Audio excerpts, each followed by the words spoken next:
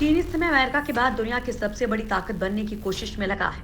Corona काल में जहां दुनिया भर के देशों की अर्थव्यवस्था चौपट हो चुकी है, वहीं चीन कोरोना से छुटकारा पाकर अर्थव्यवस्था को मजबूत करने में लगा है।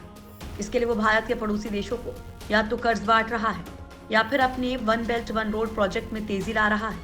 इस समय पूरी दुनिया की नजर चीन के mega project one belt one road यानी कि OBOR पर है। भारत लगातार इसका विरोध कर रहा है, उसके साथ ही इसका तोड़ निकालने में भी लगा है। OBOR को किनारे पर कर भारत ने अपने पड़ोसियों को साधने की तैयारी कर ली है। इसके लिए भारत एनर्जी डिप्लोमेसी के तहत अपने पड़ोसियों को अपना बनाने की कोशिश कर रहा है। भारत लगातार इंडोनेशिया से लेकर मॉरिशस तक ऊर्जा संबंधों को मजबूत बनाने में जुटा है, जिससे भारत पश्चिम की ओर से किए जा रहे अवरोधों से निपटने की तैयारी कर रहा है। भारत हिंद महासागर क्षेत्र में सभी करीबियों को साधने में जुटा है। इसके तहत मॉरिशस की भूमिका काफी अहम है। इससे पहले भी भारत मॉरिशस को पेट्रोलियम उत्पादों को सप्लाई करता रहा है। मॉरिशस के साथ जुड़ने से भारत अपनी पकड़ अफ्रीकी देशों तक भी पहुंचा सकता है।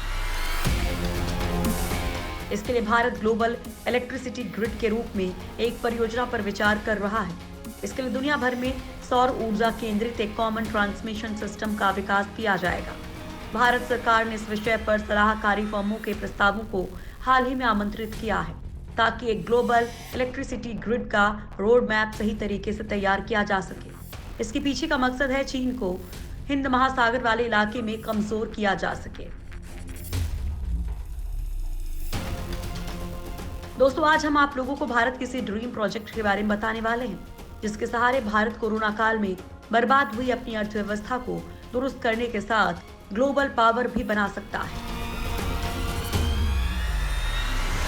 चीन को टक्कर देने की तैयारी में Bharat one sun one world one grid योजना को देगा बढ़ावा।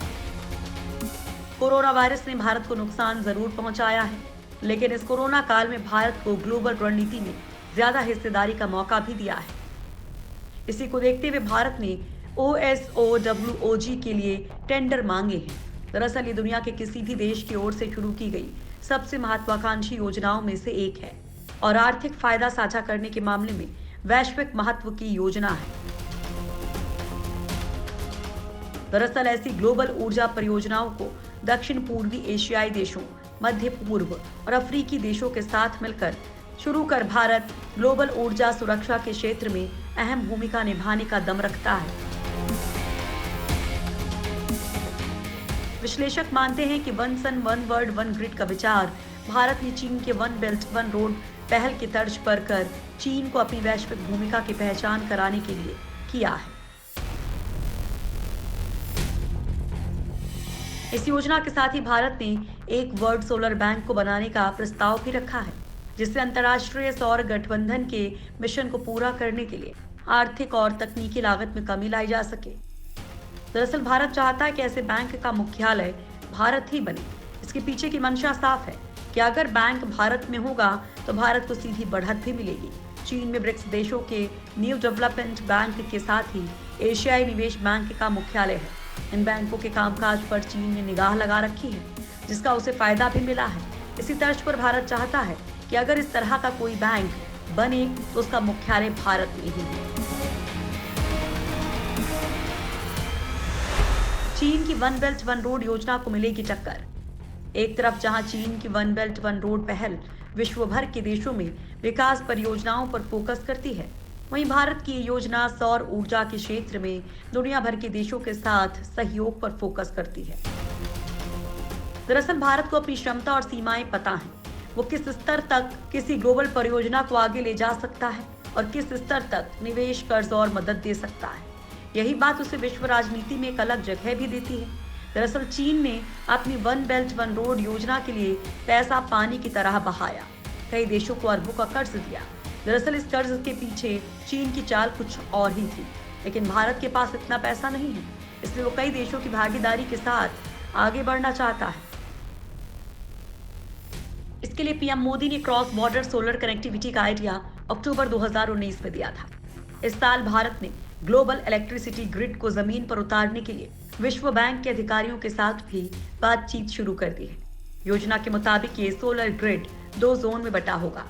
ईस्ट जोन में Myanmar, Vietnam, Thailand, Laos, Cambodia जैसे देश शामिल होंगे, जबकि वेस्ट जोन में मिडिल ईस्ट और अफ्रीका क्षेत्र के देशों को कवर किया जाएगा। इस प्रोजेक्ट में टेक्निकल मदद वर्ल्ड बैंक करेगा और 6 जुलाई तक निविदा जमा की जा सकती है। $1000 बिलियन के निवेश का लक्ष्य। इंटरनेशनल सोलर अलायंस ने 2030 तक सौर ऊर्जा संसाधनों और तकनीक के विकास के लिए $1000 बिलियन के निवेश को हासिल करने का लक्ष्य तय कर रखा है। इस नज़र से विश्व सोलर बैंक के गठन में सफलता मिलना भारत के लिए बहुत ही फायदेमंद होगा। इससे ग्लोबल इलेक्ट्रिसिटी ग्रिड की योजना में सहायता मिलेगी। इस बैंक से म्यांमार, थाईलैंड, कंबोडिया, लाओस और वियतनाम जैसे देशों को भारतीय उपमहाद्वीप से जोड़ा जाए और ऊर्जा सुरक्षा के मुद्दों को प्रभावी बनाने के उपकरण के रूप में देखा जा सके। दक्षिण पूर्व एशियाई देशों के साथ भारत की कई विकास और ऊर्जा परियोजनाएं चल रही हैं। भारत, म्यांमार और थाईलैंड के बीच बनने वाले हाईवे को वियतनाम, लाओस और कंबोडिया तक विस्तार करने का फैसला लिया जा चुका है। वहीं म्यांमार के साथ भारत का Kaladan multi modal transport project चलाया जा रहा है और मेकोंग गंगा पहल के जरिए भी भारत और आसियान देशों के बीच संबंधों को मजबूती दी जा रही है। इन हालात में भारत अपने इस ग्लोबल प्रोजेक्ट को आसियान देशों के साथ अधिक मजबूत संबंधों की नींव रखते हुए अपने लक्ष्य को पा सकता है। इसके सफल हो जाने पर दुनिया में भारत की साख बढ़ेगी। इसके साथ ही अर्थव्यवस्था को बूस्टर डोज भी मिल जाएगा और इससे भारत चीन जैसे देशों की कतार में खड़ा होने लायक भी बन जाएगा।